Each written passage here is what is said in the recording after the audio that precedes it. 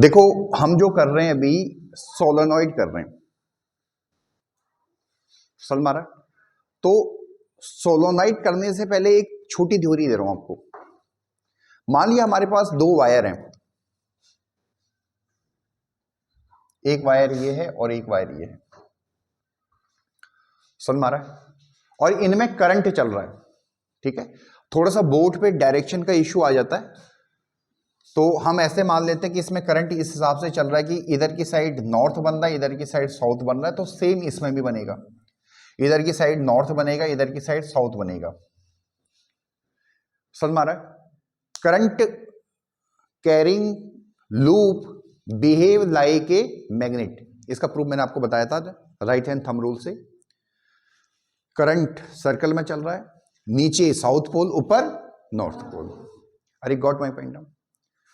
तो नीचे साउथ और ऊपर नॉर्थ को ही दिखाया मैंने अभी केवल, क्योंकि बोर्ड पे थोड़ा सा डायरेक्शन का इशू आ रहा है मेरे को। ये गॉट माय पॉइंट ना, बट मैंने आपको 3 डायमेंशन में बता दिया। करंट ऐसे चलेगा, राइट हैंड से पकड़ना है, नीचे साउथ होगा, ऊपर नॉर्थ होगा। ये गॉट इट। तो मैंने साउथ नॉर्थ लिख दिया, कोई दिक्कत है? मैग्नेटिक फील्ड लाइंस नॉर्थ से ओरिजिनेट होते हैं और साउथ पे जाते हैं, ज्यादा नहीं बना रहे, एक आधा ही बना रहे हैं। अरे गॉट माय पॉइंट। नॉर्थ से जाएंगे और साउथ में टर्मिनेट होंगे, नॉर्थ से ओरिजिनेट होंगे। हालांकि कंटिन्यूअस होता है, इनसाइड भी चलता पूरा, समझ मारा नहीं आ रहा? तो ये जस्ट बताने को, इनसाइड भी कर लो, south to north, south to north, पूरा ही बता दो लो। मैग्नेटिक फील्ड लाइंस नॉर्थ मतलब outside magnet north to south जाती, inside magnet south to north. In outside magnet north to south और इनसाइड साउथ टू नॉर्थ। ये गॉट माय पॉइंट ना। ये दो एडजेसेंट वायर हैं, क्लोज्ड लूप हैं, इनको हम एनालाइज कर रहे हैं। इनको एनालाइज करते ही 10th बेसिस पे हम सोलेनॉइड को खत्म कर देंगे, तो इसलिए जरूरी है। तो इसमें हमने देखा कि जस्ट सेंटर ना हो, उससे बाहर हो, तो दोनों फील्ड लाइंस, ये एग्जांपल दिया आपको, एक दोनों फील्ड लाइंस एक दूसरे को क्या कर रही हैं? कैंसिल कर रही हैं। अरे हाँ या ना? और इनसाइड, ठीक इनसाइड वायर क्या कर रहे हैं? एक दूसरे को सपोर्ट कर रहे हैं। ये कंसेप्ट आया समझ में? आया समझ में? नहीं आया? देखो मेरे बेटा, ये एक करंट कैरिंग लूप है, आ रही है समझ में? और ये भी करंट कैरिंग लूप है, ठीक है। करंट कैरिंग लूप हमारा एक मैग्नेट की तरह बिहेव करता है। किसकी तरह बिहेव करता है? और उसमें जो हमारा मैग्नेट की तरह बिहेव करता है। सपोज करो ये वाला लूप हमारा इस तरह से, उसमें करंट फ्लो कर रहा है कि इधर की साइड नॉर्थ पोल बन रहा है, इधर की साइड साउथ पोल बन रहा है, तो उसके एडजेसेंट में भी सेम डायरेक्शन में करंट फ्लो कर रहा है, तो उधर की साइड नॉर्थ है, इधर की साइड साउथ है। तो इन दोनों से फील्ड लाइन ऐसे ओरिजिनेट हो रही है। आ रही समझ में? नहीं आ रहा? फील्ड लाइंस बनानी तो बताई थी मैंने आपको, मैग्नेटिक फील्ड लाइंस बनानी बताई थी आपको। आया समझ में? 10th क्लास क्लियर है? ठीक है। अब हमने क्या किया कि ठीक आउटसाइड देखो, ये जो आउटसाइड दिस वायर, ये फील्ड लाइन एक दूसरे को क्या कर रही है? इंटरसेक्ट नहीं मेरे बेटे, कैंसिल कर रही हूं। फील्ड लाइंस तो आपस में इंटरसेक्ट करेंगी नहीं कभी, ठीक है, वो भी मैंने आपको बता दिया था। Otherwise magnetic field have the two direction, hypothetical north pole tends to move in two direction which is not possible, hence two magnetic field lines never crosses each other or intersect each other. Is it clear to all of you? Yes sir. समझ में आया मेरे बेटा? एक देखो, एक ऊपर से नीचे आ रहा है, नीचे से ऊपर आ रहा है, तो दोनों वेक्टर के लिए अपोजिट हो गए ना, तो कैंसिल हो गया ना। आया समझ में? नहीं आया? यू गॉट इट ना? ये आया। अब आ जाओ सोलेनॉइड की डेफिनेशन पे। क्या सोलेनॉइड क्या होता है? It is closely wounded insulated circular loops. समझाऊंगा क्या बोला मैंने। जैसे स्प्रिंग होता है, देखो स्प्रिंग,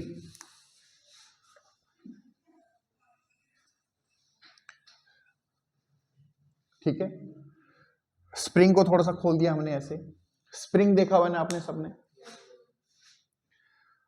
स्प्रिंग में एक ऐसे होगा तो एक उसके साथ में और बनेगा ना, ऐसे ऐसे थोड़ा सा गैप। तो ये दोनों वायर क्या होनी चाहिए, देखो ये दोनों वायर बेशक एक दूसरे को टच करे, टच करेंगी, क्लोजली है, क्लोज होने चाहिए, सर्कुलर होने चाहिए, समझ में आ रहा है, क्लोज होने चाहिए, सर्कुलर होने चाहिए, बट ये इंसुलेटेड होने चाहिए। यानी अगर ये टच करेंगे तो करंट यहां से यहां ऐसे ना फ्लो करे, जैसे ये दोनों टच हो जाए तो ऐसे ना फ्लो करे। समझ में आ रहा है नहीं आ रहा है? अब आया समझ में? गॉट इट ना? सोलोनॉइड समझ में आया नहीं आया? कि जैसे स्प्रिंग की बात करी मैंने, ठीक है, स्प्रिंग में पेंट कर दो, अब ये सोलोनॉइड हो गया है, लगभग लगभग सोलोनॉइड हो गया, क्योंकि जो टर्न है वो आपस में क्या है, इंसुलेटेड है। समझ में आ रहा नहीं आ रहा है? इंसुलेटेड होना जरूरी है, नहीं तो करंट ऐसे मूव करेगा, वो सोलोनॉइड में परमिसिबल नहीं है। ये आया समझ में नहीं आया? क्लियर है? ठीक है, यही सोलोनॉइड है, ये गॉट इट। अब हमारे पास 10th में जो सवाल है, देखो आप ध्यान से रखना, ध्यान से देखना। नहीं खोला नहीं है हमने, उसको क्लोजली किया है और उनको आपस में इंसुलेटेड किया है, सर्कुलर लूप्स को क्या किया आपस में, इंसुलेटेड किया है। समझ में आ रहा है? इसको सोलोनॉइड बोलते हैं। आया समझ? ठीक है ना? स्प्रिंग आप अगर मोटे तौर पे अगर आप समझना चाहते हैं तो आपने स्प्रिंग को पेंट में रख दिया, पेंट कर दिया पूरे स्प्रिंग पे, स्प्रिंग को पेंट कर दिया। अब जो हर लूप है और हर लूप इंसुलेटेड हो जाएगा ना, करंट नहीं लगेगा ना, ये आपका सोलोनॉइड है। आया समझ में नहीं आया? पक्का? अच्छा, इसको जरा मिटा दूं। अब देखो सोलोनॉइड में, अब ये इंपॉर्टेंट है, देखो हमारे पास लूप है मेरे बेटा ऐसे, अरे हाँ या ना? अगर मैं इसका इक्विवेलेंट बनाना चाहूं थोड़ा सा, तो इस तरह से है, एक नॉर्थ साउथ का पोल है, फिर अगले भी नॉर्थ साउथ का है, फिर नॉर्थ साउथ का है, क्योंकि हर लूप एक मैग्नेट की तरह बिहेव कर रहा है, कर रहा है नहीं कर रहा है? ठीक है, ये साउथ ये नॉर्थ एक दूसरे को कैंसिल कर रहे हैं, ये साउथ ये नॉर्थ भी कैंसिल करेंगे, ये साउथ नॉर्थ भी कैंसिल करेंगे, यानी पूरा सोलोनॉइड एक लास्ट में नॉर्थ एक लास्ट में साउथ रह जाएगा। अरे समझ में आ रहा है नहीं आ रहा? आ रहा है? और अगर आप लूप वाइज देखना चाहो तो आप देखोगे दो एडजेसेंट लूप्स एक दूसरे को फील्ड को बाहर तो कैंसिल कर देते हैं और अंदर सपोर्ट करते हैं, यानी अंदर जो फील्ड है वो सबका एक लाइन में, मान लिया ऐसे है, और जस्ट आउटसाइड इसका भी कैंसिल नहीं होगा और इसका भी कैंसिल नहीं होगा। ये गॉट माई पॉइंट? तो इसमें से थोड़ा बहुत फील्ड लाइंस आएंगी, अरे गॉट माई पॉइंट मान लो ये आ रहा समझ में नहीं आ रहा, थोड़ा बहुत आएंगी। कौन से सोलोनॉइड के आएंगे? जो फाइनाइट होगा, जिसकी लेंथ फाइनाइट होगी। समझ में आ रहा है? क्यों? क्योंकि वो लास्ट वाले का कैंसिल नहीं होगा। देखो जैसे ये सबका कैंसिल हो गया, मगर ये नॉर्थ और साउथ लास्ट वाले का तो रह गया ना, तो यहां से तो फील्ड लाइंस निकलेंगे ना, और फिर वो साउथ पे टर्मिनेट होगी ना, टर्मिनेट नहीं होती है, कंटिन्यूअस है, मैं बार बार कह रहा हूँ इस चीज को। ये गॉट माई पॉइंट ना? अरे ये समझ में आया नहीं आया? ठीक है, तो क्वेश्चन आता है, ये क्वेश्चन ढंग से नहीं पूछा जाता है, मगर इसका आंसर बाय डिफॉल्ट हम ऐसे देते हैं कि सोलोनॉइड के बाहर जो फील्ड है वो 0 है,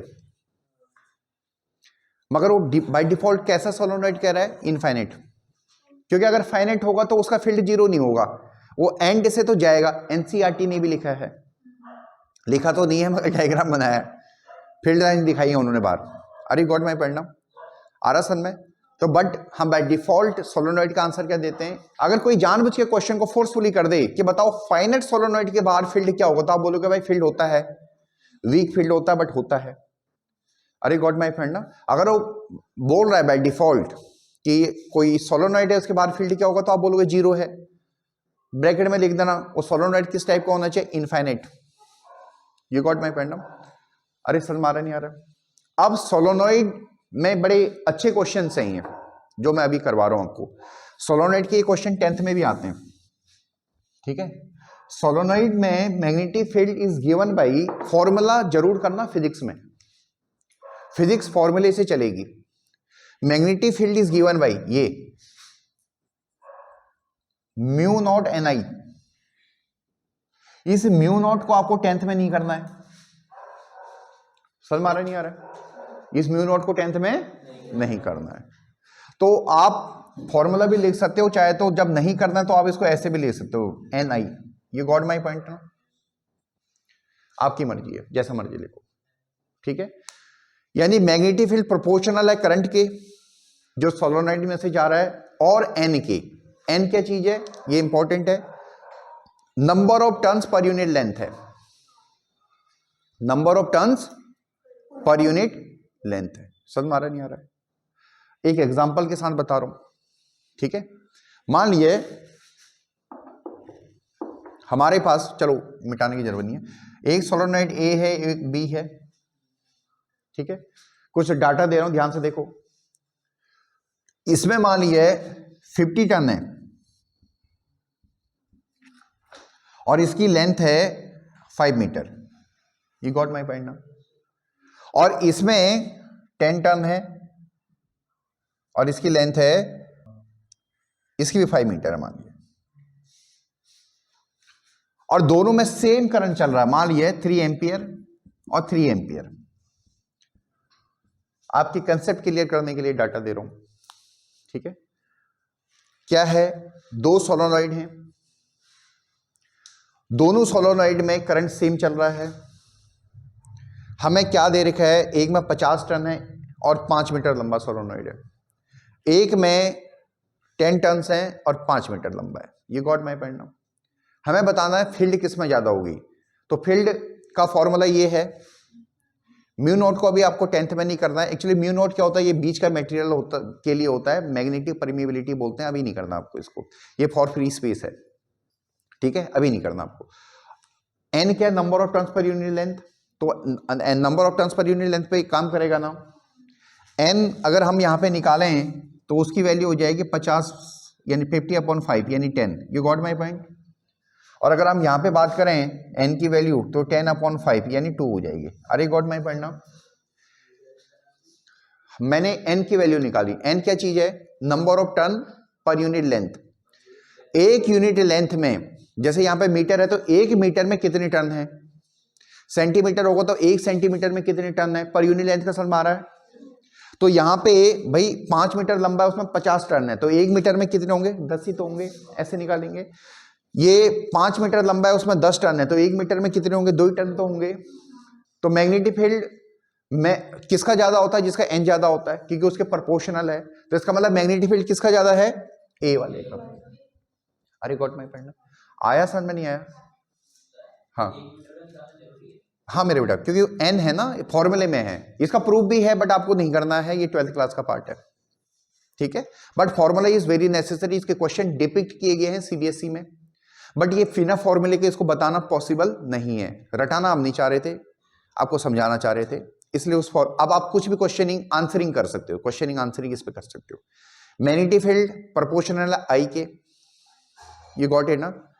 समझ में आ रहा है? करंट के प्रोपोर्शनल होगा, जिसका करंट ज्यादा होगा उसका मैग्नेटिक फील्ड भी ज्यादा होगा। Magnetic field proportional number of turns per unit length के, जिसके नंबर ऑफ टर्न्स ज्यादा होंगे पर यूनिट लेंथ, तो आपको निकालना पड़ेगा लेंथ से डिवाइड करके। आया समझ में नहीं आया? ऐसे नहीं, लेंथ से डिवाइड करके, तो वो हमारे आंसर का पार्ट आ जाएगा। आई थिंक क्लियर है, बहुत क्लियर है।